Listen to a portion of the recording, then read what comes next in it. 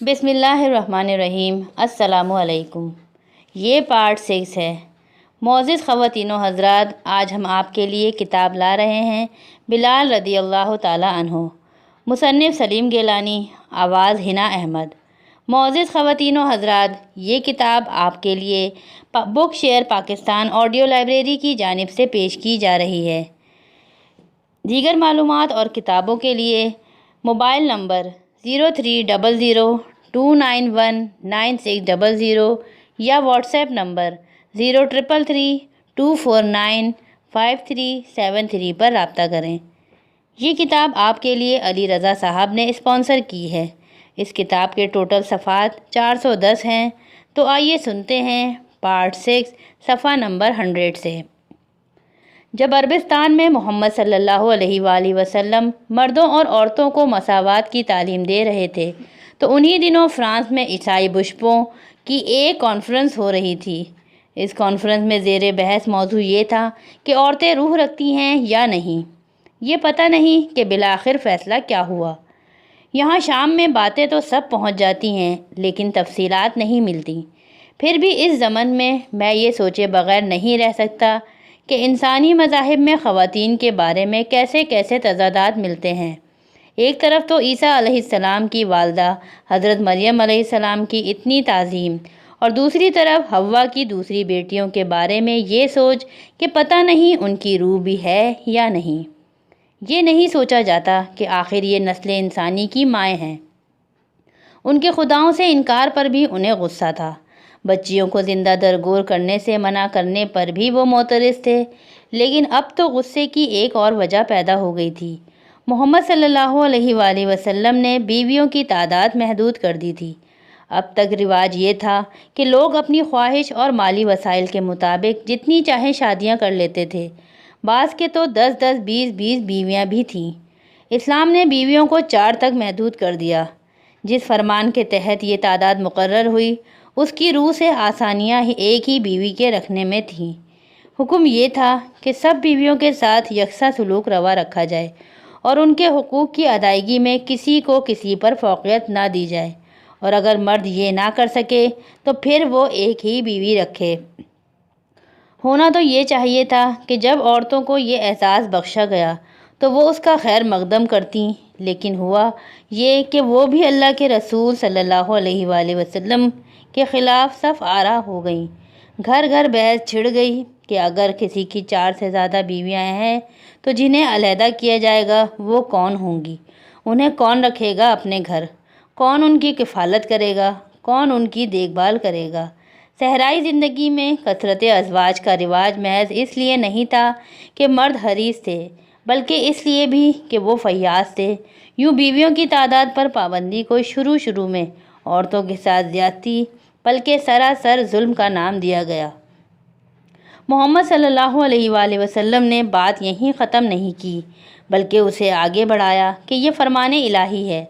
انہوں نے اس بات پر بھی زور دیا کہ عورتیں ہر چند مردوں سے حیت میں مختلف ہیں، پھر بھی وہ مردوں کے برابر ہیں، ان کے مساوی حقوق رکھتی ہیں۔ انہوں نے تعلیم دی کہ عورتیں مردوں کی زینت ہیں اور دونوں ایک دوسرے کے محافظ اور نگہبان ہیں۔ دونوں کو آخرت میں اپنا اپنا حساب دینا ہے اور وہاں بھی دونوں کے ساتھ یکساں سلوک ہوگا۔ آج لوگ ان سادہ اور منصفانہ خیال پر محمد صلی اللہ علیہ وآلہ وسلم سے محبت کرتے ہیں۔ اس زمانے میں انہی باتوں پر لوگ ان سے نفرت کرتے تھے۔ ایک دور ایک بات کا مذاق اڑاتا ہے، دوسرا اسے قابل ستائش سمجھتا ہے، شاید اس لیے کہ پھل میٹھا ہونے سے پہلے کڑوا ہوتا ہے۔ میری دعائیں۔ محمد صلی اللہ علیہ وآلہ وسلم کے پیغام کے بارے میں کفار کو اب کوئی غلط فہمی نہیں رہی تھی۔ جو تھوڑی بہت خوش فہمیاں تھیں وہ بھی دور ہو چکی تھیں۔ قریش کے تمام سرداروں پر اس پیغام کے مضمرات آشکار ہو چکے تھے اور اب براہ راست تصادم ناگزیر تھا۔ اسلام کا کلمہ لا الہ الا اللہ ایک انتہائی انقلابی نعرہ تھا، نہایت مختصر لیکن اتنا عمیق اور دور رس کہ اس کی ضرب کاری جاہلیت کی بنیادیں ہلا دینے کی طاقت رکھتی تھی۔ اس کلمے پر ایمان رکھنے والا علی الاعلان پکار رہا تھا کہ اب اللہ وحدہ لا شریک کے علاوہ کسی کے سامنے سر تسلیم خم نہیں کیا جائے گا۔ کوئی ایسا نظام، کوئی ایسی طرز معاشرت قبول نہیں کی جائے گی جو غیر اللہ کی ایجاد ہو۔ اللہ تعالیٰ کے علاوہ کسی کی حاکمیت تسلیم نہیں کی جائے گی۔ تمام فوق الانسانی حقوق ختم کر دیے جائیں گے۔ نسلی، قومی اور قبائلی وحدتوں کی روایات، پجاری اور جاگیردار طبقوں کی امتیازی مراعات اور خود ساختہ مفروضوں پر قائم تمام عظمتیں اور بالادستیاں مٹا کر قافلہ انسانیت کو اللہ تعالیٰ کے مقرر کردہ اصولوں کے تحت فلاح و ارتقاء کی راہ پر گامزن کیا جائے گا۔ یہ ایک نظریہ حیات تھا، ایک فلسفہ تھا جس کا جواب یہ ہونا چاہیے تھا کہ اس کے مقابلے پر ایک متبادل نظریہ پیش کیا جاتا اور دلائل سے اس کی فوقیت تسلیم کرائی جاتی، لیکن یہ نہ ہو اور وہ زج ہو کر کھلم کھلا ظلم پر کمر بستہ ہو گئے۔ رسول اللہ صلی اللہ علیہ وآلہ وسلم نے جب معاذ بن جبل رضی اللہ تعالیٰ عنہ کو یمن کا حاکم بنا کر بھیجا تھا تو رخصت کے وقت انہیں سب سے بڑی نصیحت یہ کی تھی: معاذ، مظلوموں کی بد دعا سے ڈرتے رہنا، یاد رکھنا کہ ان کے اور اللہ کے درمیان کوئی پردہ حائل نہیں ہے۔ لیکن ظالم شاید یہ نکتہ نہیں سمجھتے۔ آج میں ضعیف اور قریب مرگ ہوں، لیکن آج بھی ظلم پر میرا خون کھول اٹھتا ہے۔ مجھے ظلم سے بہت نفرت ہے۔ میں بلال ہوں جس نے بہتوں سے زیادہ ظلم سہے ہیں۔ ظلم سے محفوظ رہنے کے لیے دعائیں مانگتا رہتا ہوں۔ بلال حبشی کی یہ دعا ہے: یا اللہ، ظالم کو مجبور کر دے کہ وہ اپنے آپ کو اس بدن میں دیکھے جس پر وہ ظلم ڈھا رہا ہے۔ یا اللہ، غلط فیصلے کرنے والوں کو اپنے فیصلوں کے نتیجے خود بھگتنے پڑیں۔ یا اللہ، عدل چاہنے والے مجبور کل خود کرسی عدل پر منتقل ہو۔ یا اللہ، کوئی منصف قانون کے معاملے میں منمانی نہ کرے۔ کوئی دنیاوی قانون بھی تیری رحمت سے ہی بنے ہیں۔ یا اللہ، ہر ظالم کو اس کے ظلم کی دوہری سزا دے۔ یا اللہ، ظالم کو اسی وقت سزا دے جب وہ ظلم کر رہا ہو۔ ایک اور چھوٹی سی دعا جو میں ہر رات سونے سے پہلے مانگتا ہوں، میرا زندگی بھر کا وظیفہ ہے: یا باری تعالیٰ، مجھ سے میری برائیاں دور کر دے اور مجھے بری عادتوں سے چھٹکارا دلا دے۔ فجر کی اذان سے پہلے جب میں مسجد نبوی صلی اللہ علیہ وآلہ وسلم سے ملحق ایک چھت پر بیٹھا اذان کے وقت کا انتظار کیا کرتا تھا تو ہمیشہ یہ دعا مانگا کرتا تھا: اے اللہ، میں تیری رحمت، تیری حمد کرتا ہوں اور قریش مکہ کے بارے میں تجھ سے مدد مانگتا ہوں کہ وہ تیرے دین کو قائم کریں۔ لیکن یہ مدینے کی دعا ہے۔ اس وقت مکے میں تو ہر وقت میری یہی دعا تھی کہ اللہ تعالیٰ قریش کو نیکی کی ہدایت دے اور وہ اپنے ظلم سے باز رہیں۔ پہلی ہجرت۔ اب تشدد کا ایک نیا دور شروع ہو گیا، پہلے سے کہیں زیادہ قساوت لیے ہوئے۔ قتل تک نوبت پہنچنے لگی۔ کوئی دن نہیں گزرتا تھا کہ ہم مسلمانوں پر کوئی نہ کوئی ظلم نہ ہوتا۔ ہم جب حضور صلی اللہ علیہ وآلہ وسلم کی طرف دیکھتے تو ہمیں لگتا تھا کہ چشم فلک ان کی آنکھوں میں گریہ کناں ہے، لیکن وہ جس راہ پر گامزن تھے اسے چھوڑ نہیں سکتے تھے۔ رضائے الہی یہی تھی کہ اس کے پیغمبر سنگلاخ چٹانوں کو کاٹ کاٹ کر راستہ بنائیں اور ان کی پیروی کرنے والے خون پسینے سے بنے ہوئے اس جادہ پیغمبری کو فلاح اور بہتری کا ایک آسان راستہ سمجھتے ہوئے ان کے نقش قدم پر چلتے جائیں۔ دنیا میں ایسے بہت سے لوگ پیدا ہوئے جنہوں نے بدی سے نفرت کی، لیکن وہ بدی کا مقابلہ کرنے پر تیار نہ ہو سکے اور جان کی سلامتی کے لیے دنیا ہی تج بیٹھے، غاروں میں جا بسے، جوگی اور راہب بن کر زندگی گزار دی۔ محمد صلی اللہ علیہ وآلہ وسلم ان میں سے نہیں تھے۔ اسلام کی راہ میں سب سے پہلے ایک خاتون نے شہادت پائی۔ اسے اسی وقت جنت کی بشارت مل گئی جب ہمارے دشمن ازلی ابو جہل نے جہالت کے جوش میں اس کی پسلیوں میں اپنا نیزہ گاڑ دیا تھا۔ اس کا نام سمیہ تھا، سمیہ بنت خبات۔ عمار کی والدہ سمیہ کا جرم یہ تھا کہ اس نے حبل کی پرستش سے انکار کیا تھا۔ اور بھی تھے جنہیں میدانوں میں کھمبے گاڑ گاڑ کر ان کے ساتھ باندھا گیا اور کوڑے مار مار کر شہید کر دیا گیا یا ادموا کر کے سسک سسک کر مرنے کے لیے چھوڑ دیا۔ اب صورتحال اتنی بدل چکی تھی کہ کچھ کیے بغیر چارہ نہیں تھا۔ مسلمانوں کی صفوں سے ایک ایک کر کے کئی اہل ایمان رخصت ہو چکے تھے یا معذور کر دیے گئے تھے۔ یہ محمد صلی اللہ علیہ وآلہ وسلم کے لیے لمحہ فکریہ تھا۔ چنانچہ انہوں نے ایک بہت بڑا فیصلہ کیا۔ فیصلہ یہ تھا کہ جو لوگ کمزور ہیں اور جنہیں مکے میں کسی کی پشت پناہی حاصل نہیں، وہ ہجرت کر جائیں۔ صرف وہ رہ جائیں جنہیں خون خرابے کے ڈر سے کوئی ہاتھ لگانے کی جرت نہیں کر سکتا۔ وہ جو کسی مکی خاندان کے فرد تھے یا جنہیں مکے کے کسی خاندان کی سرپرستی حاصل تھی، محفوظ تھے، اس لیے کیونکہ ان پر ہاتھ اٹھانے سے خاندانی بلکہ قبائلی محاذ آرائیوں کا خدشہ تھا۔ میں ابو بکر رضی اللہ تعالیٰ عنہ کی سرپرستی میں تھا، اس لیے مکے میں رہ سکتا تھا۔ ایک مقررہ رات کو علی رضی اللہ تعالیٰ عنہ کے بڑے بھائی جعفر رضی اللہ تعالیٰ عنہ 83 مردوں اور 17 عورتوں کو لے کر صحرا میں نکل گئے۔ ان میں جعفر کی بیوی اسما بنت عمیس بھی تھیں، سودا بنت زمعہ بھی، اور مقداد بن اسود، ابو عبیدہ بن جراح جیسے عظیم صحابی، اور ام المومنین خدیجہ رضی اللہ تعالیٰ عنہا کے بھتیجے خالد بن حزام، حکیم بن حزام کے بھائی بھی شامل تھے۔ وہ مکے سے ہجرت کر کے حبشہ جا رہے تھے۔ حبشہ سمندر پار میرے اجداد کا وطن تھا جسے میں نے کبھی نہیں دیکھا۔ اس ملک پر ایک عیسائی بادشاہ نجاشی کی حکومت تھی۔ نجاشی کے عدل کا دور دور شہرہ تھا۔ یہ چھوٹا سا قافلہ جانے پہچانے راستوں سے ہٹ کر سفر کر رہا تھا، کیونکہ قدم قدم پر دشمنوں سے خطرہ تھا۔ جو راستہ انہوں نے اختیار کیا تھا بڑی صعوبتوں کا راستہ تھا۔ اس پر نہ کنویں تھے نہ کوئی آبادی۔ خالد بن حزام رضی اللہ تعالیٰ عنہ تو راستے ہی میں انتقال کر گئے۔ ان مہاجروں کے بارے میں کہا جاتا تھا کہ ان کے سروں پر گدھوں کے پروں کے علاوہ کسی چیز کا سایہ نہ تھا۔ یہ گدھ راستے بھر ان کے سروں پر منڈلاتے رہے، اس آس پر کہ کب ان میں سے کوئی نڈھال ہو کر گرے اور ان کا لقمہ بنے۔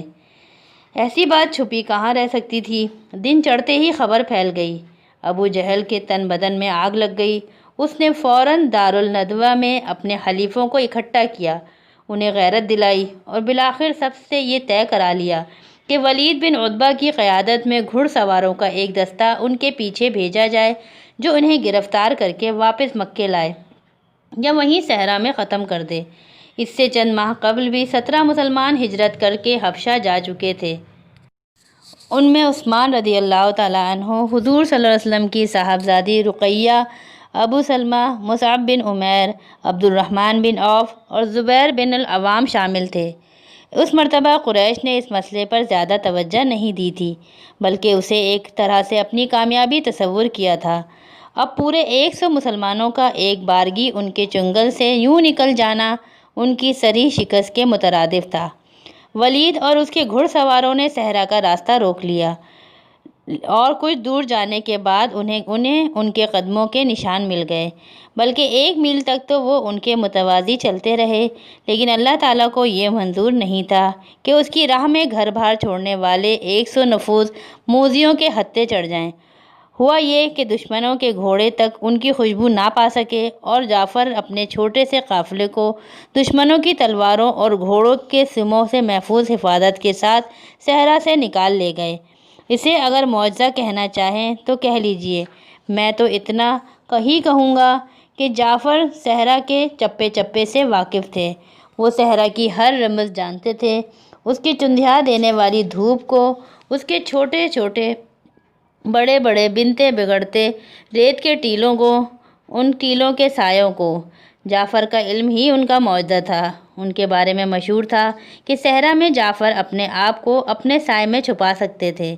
اس میں کلام نہیں کہ اللہ تعالیٰ نے جعفر کو بڑی توفیق عطا کی تھی۔ بالآخر ولید اور اس کے تھکے ہارے گھڑ سوار بے نیل و مرام مکے واپس آ گئے۔ ان کی آنکھیں سوجی ہوئی تھیں اور سب اپنی ناکامی پر بے حد شرمسار تھے۔ ان کی ناکامی سے ہماری ہمت بڑھی اور ہجرت کو ہم نے باقاعدہ اپنی حکمت عملی بنا لیا۔ 2-2 4-4 کر کے قافلے صحراؤں کے نادیدہ راستوں پر چلتے چلتے حبشہ پہنچتے جاتے تھے، یہاں تک کہ ہمارے بہت سے ساتھی سمندر پار کر گئے۔ یہ الگ بات تھی کہ وہ حبشہ میں بھی بہت محفوظ نہیں تھے۔ ابو جہل برابر ان کے خلاف منصوبے بنا رہا تھا، سرداران قریش کے ساتھ مباحثے کرتا تھا، انہیں اکساتا تھا، غیرت دلاتا تھا۔ ابو جہل اور اس کے حلیفوں کو ہماری چھوٹی چھوٹی کامیابیاں گھن کی طرح اندر ہی اندر کھائے جا رہی تھیں۔ ابو سفیان کا لہجہ اتنا دھیما پڑ گیا تھا کہ ان دنوں اس کی گفتگو مشکل سے سنائی دیتی تھی، لیکن جو کچھ سنائی دیتا تھا اس میں لفظوں کا وہی خوبصورت انتخاب، فقروں کی وہی چستی اور روزمرہ کا وہی در و بست ہوتا تھا جو اس کی گفتگو کا خاصہ تھا۔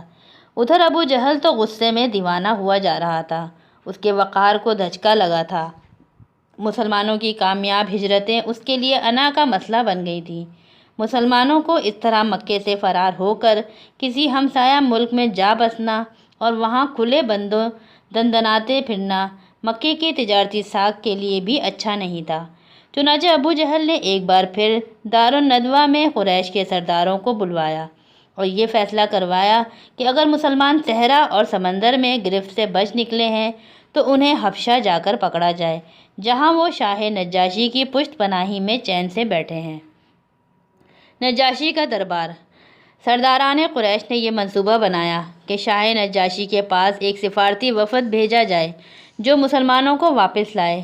اس وفد کی قیادت کے لیے انہوں نے قبیلہ سہم کے عمرو بن العاص کا انتخاب کیا، کیونکہ وہ پہلے حبشہ ہو آیا تھا اور شاہ نجاشی اور اس کے چند جرنیلوں اور درباری عہدیداروں سے اس کے نجی مراسم تھے۔ چمڑے کی مصنوعات کی حبشہ میں بڑی پذیرائی تھی، چنانچہ یہ طے ہوا کہ عمرو رؤسائے مکہ کی طرف سے نجاشی اور اس کے منصب داروں کے لیے چمڑے کے بیش بہا تحفے لے کر جائے۔ تمام شہر سے چمڑے کی بہترین مصنوعات خرید کر عمرو کے حوالے کی گئیں اور عمرو حبشہ روانہ ہو گیا۔ حبشہ پہنچتے ہی عمرو بن العاص نے ایک ایک کر کے سب منصب داروں سے ملاقات کی، ہر ایک کو بیش قیمت تحفے پیش کیے اور تحفہ دیتے وقت ہر ایک سے کہا، ہمارے شہر کے چند نادان نوجوانوں نے یہاں حبشہ میں پناہ لے لی ہے، ان میں مرد بھی ہیں، عورتیں بھی ہیں، انہوں نے اپنا آبائی مذہب بھی چھوڑ دیا ہے، آپ لوگوں کا مذہب بھی اختیار نہیں کیا بلکہ اپنا ہی ایک الٹا سیدھا مذہب ایجاد کر لیا ہے جسے نہ آپ جانتے ہیں نہ ہم۔ مکے کے شرفاء نے اس سلسلے میں مجھے آپ کے پاس بادشاہ سلامت سے یہ درخواست کرنے کے لیے بھیجا ہے کہ وہ انہیں واپس مکے بھجوا دیں۔ آپ سے میری اتنی التجا ہے کہ جب میں بادشاہ سلامت سے ان کے بارے میں عرض کروں تو آپ بھی انہیں یہ مشورہ دیں کہ وہ انہیں ہمارے حوالے کر دیں اور ان سے کوئی بات نہ کریں، ہم ان کے عزیز ہیں، خود ہی انہیں سمجھا بجھا لیں گے۔ سب نے عمرو کی درخواست مان لی۔ اب عمرو شاہ نجاشی کے تحائف لے کر دربار میں پہنچا۔ یہ تحائف منصب داروں کے تحائف سے کہیں زیادہ گراں قدر تھے۔ تحائف پیش کرنے کے بعد عمرو نے کچھ عرض گزارنے کی درخواست کی۔ اجازت ملنے پر اس نے اپنا سلسلہ کلام شروع کیا، اسی انداز سے جیسے اس نے جرنیلوں اور درباری منصب داروں سے بات کی تھی۔ آپ کی سلطنت میں مکے سے آئے ہوئے مہاجرین کے قریبی عزیزوں نے، جو ہمارے شہر کے سربر آوردہ لوگ ہیں، آپ سے التجا ہے کہ حضور صلی اللہ علیہ وسلم ان کے عزیزوں کو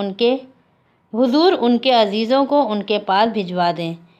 سب منصبداروں نے یکزباں ہو کر نجاشی کو مشورہ دیا کہ عمرو کی درخواست مناسب ہے، منظور فرمائی جائے، کیونکہ یہ مسئلہ مہاجروں اور ان کے قریبی عزیزوں کے درمیان ہے اور ان کے اعزاز ہی اس کی نزاکت کو سمجھ سکتے ہیں۔ بادشاہ نے ان کا مشورہ پسند نہیں کیا اور کہا، وہ ہماری پناہ میں ہیں، ہم نہیں چاہتے کہ ان کے اعتماد کو ٹھیس پہنچے۔ اگر ان کے خلاف کوئی الزامات ہیں تو ہم چاہیں گے کہ انہیں بلوایا جائے تاکہ وہ ان کا جواب دے سکیں۔ اگر الزام درست ثابت ہوئے تو انہیں واپس بھیج دیا جائے گا، اگر نہیں تو انہیں اجازت ہوگی کہ وہ جب تک چاہیں ہماری پناہ میں رہیں۔ مسلمانوں کو دربار میں بلوانے کے احکامات دے دیے گئے۔ مذہب کا معاملہ تھا، اس لیے نجاشی نے اپنے بشپوں کو بھی بلوا لیا، جو اپنی مذہبی کتابیں لے کر دربار میں پہنچ گئے۔ عمرو ہر قیمت پر یہ ملاقات رکوانا چاہتا تھا۔ وہ جانتا تھا کہ نجاشی کے اہل مکہ سے تجارتی اور سیاسی تعلقات ضرور تھے، لیکن دل ہی دل میں وہ انہیں کفار اور بت پرستوں کے زمرے میں سمجھتا تھا۔ وہ ایک خدا کو ماننے والا تھا، کہیں ایسا نہ ہو کہ مسلمانوں کے تصور وحدانیت کی وجہ سے اسے ان سے ہمدردی پیدا ہو جائے۔ آج عمرو بن العاص کو ہم فاتح مصر کے لقب سے جانتے ہیں اور ان کے نام کے ساتھ رضی اللہ تعالیٰ عنہ بھی کہتے ہیں۔ ان دنوں میں وہ ایک ہوشیار، چرب زبان نوجوان تھا اور شاید یہی ضرورت سے زیادہ ہوشیاری اور چرب زبانی تھی جس کی وجہ سے وہ اپنے ارادے میں کامیاب نہ ہو سکا۔ اس کی چالاکی اس کے گلے کا ہار نہ بن جاتی تو سارے کے سارے مسلمان زنجیروں میں جکڑے مکے کے راستے پر ہوتے اور وہ خود دوزخ کا کندہ بنا ہوتا۔ رب کریم نے عمروں کو ناکام بنا کر اس پر بڑی رحمت فرمائی۔ مہاجرین دربار میں داخل ہوئے تو پہلی ہی نظر میں وہ نجاشی کو اچھے لگے۔ ان کے لباس کی سادگی، آداب کی شائستگی، چہروں پر نور، بردباری دیکھ کر پاکیزگی اور تقدس کا احساس ہوتا تھا۔ ان کے مقابلے میں عمروں کا انداز نجاشی کو کرخت، غیر مہذب بلکہ چھچورا معلوم ہوا۔ عیسائی علماء کا بھی مسلمانوں کے بارے میں پہلا رد عمل یہی تھا۔ انہیں وہ اپنے جیسے لگے، صاحب ایمان اور تمام اہل قریش سے مختلف، جن سے وقتاً فوقتاً ان کا سابقہ پڑتا رہتا تھا۔ وہ سب اپنی اپنی جگہ کھڑے ہو گئے تو نجاشی نے عمروں کو اشارہ کیا کہ وہ اپنے نقطۂ نظر کی وضاحت کرے۔ عمرو بن العاص نے اپنے دلائل شروع کیے۔ اس کا بیان ختم ہوا تو نجاشی نے مسلمانوں سے سوال کیا کہ اس تقریر کے بعد کیوں نہ انہیں واپس مکے بھجوا دیا جائے۔ جعفر رضی اللہ تعالیٰ عنہ کی اس وقت وہ حالت تھی جو دانیال علیہ السلام کی تھی جب انہیں شیروں کے پنجروں میں ڈال دیا گیا تھا۔ وہ بات کرنے لگے تو پہلے ان کی زبان لڑکھڑائی، پھر لفظ ٹوٹنے لگے۔ سلسلہ کلام جاری رکھتے ہوئے ذرا آگے بڑھے تو ٹھوکر لگ گئی۔ یوں لگتا تھا کہ حالات ان کا ساتھ نہیں دے رہے تھے۔ ادھر عمرو تھا کہ ہر بات کی تردید کر رہا تھا، دلائل پر دلائل دیے جا رہا تھا۔ غصے سے اس کا چہرہ سرخ ہو رہا تھا۔ اس نے جعفر رضی اللہ تعالیٰ عنہ کو بھگوڑا اور غدار کہا۔ ان پر الزام لگایا کہ انہوں نے نعوذ باللہ ایک جھوٹے نبی کا بہانہ تراش کے مکے کے سماجی نظام کو درہم برہم کر دیا ہے، اور تان یہاں توڑی کہ یہ مسلمان جس مذہب کی پیروی کرتے ہیں وہ شروع سے آخر تک ایک لا یعنی اور نامعقول مذہب ہے۔ عمرو تھا تو بت پرست، مگر اس نے انجیل کا سبق بہت اچھا یاد کر رکھا تھا۔ عیسائی مذہب سے واقفیت اور اپنے طنز و استہزاء کی صلاحیت سے اس نے سما باندھ دیا۔ اس کے ہر دوسرے تیسرے فقرے پر دربار قہقہوں سے گونج اٹھتا تھا۔ ہوشیاری اور حماقت دونوں اللہ کی طرف سے ہوتی ہیں، اور کبھی کبھی یہ دونوں باتیں ایک ہی انسان میں بھی مل جاتی ہیں۔ عمرو کے ساتھ بھی یہی ہوا۔ اس کی فتح ہی اس کی شکست ثابت ہوئی، مگر آج جادوئے تاریخ سے دوسرے سرے پر بیٹھے ہم کہہ سکتے ہیں کہ اس کی شکست ہی اس کی فتح ثابت ہوئی۔ ہوا یوں کہ جعفر رضی اللہ تعالیٰ عنہ نے عیسیٰ علیہ السلام کا بیان شروع کیا، بالکل اس انداز سے جیسے ہم مسلمانوں کی تعلیم ہے۔ انہوں نے کہا کہ عیسیٰ علیہ السلام نبیوں کے سلسلے کے ایک نبی تھے جو خاتم النبیین حضرت محمد مصطفیٰ صلی اللہ علیہ وآلہ وسلم سے پہلے تشریف لائے تھے۔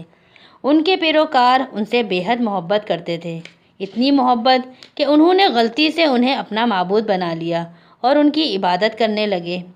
حبشہ میں بھی عیسیٰ علیہ السلام کے لیے دلوں میں اتنی محبت تھی کہ ان کا نام آتے ہی نجاشی کی آنکھوں میں آنسو تیرنے لگے۔ عمرو نے بھی یہ آنسو دیکھے، لیکن ان کو محض آنکھوں کی چمک سے تعبیر کیا۔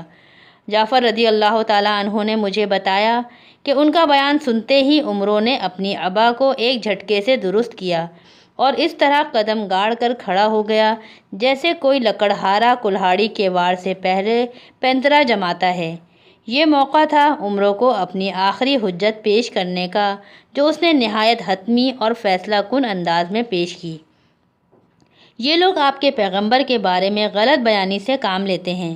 یہ کہتے ہیں کہ وہ دوسرے پیغمبروں کی طرح کے ایک پیغمبر تھے۔ یہ لوگ انہیں خدا کا بیٹا بھی تسلیم نہیں کرتے۔ آپ نے خود سنا ہے کہ یہ ان کی معبودیت سے منکر ہیں، اور یہ لوگ یہ بھی کہتے ہیں کہ وہ شہید نہیں ہوئے تھے۔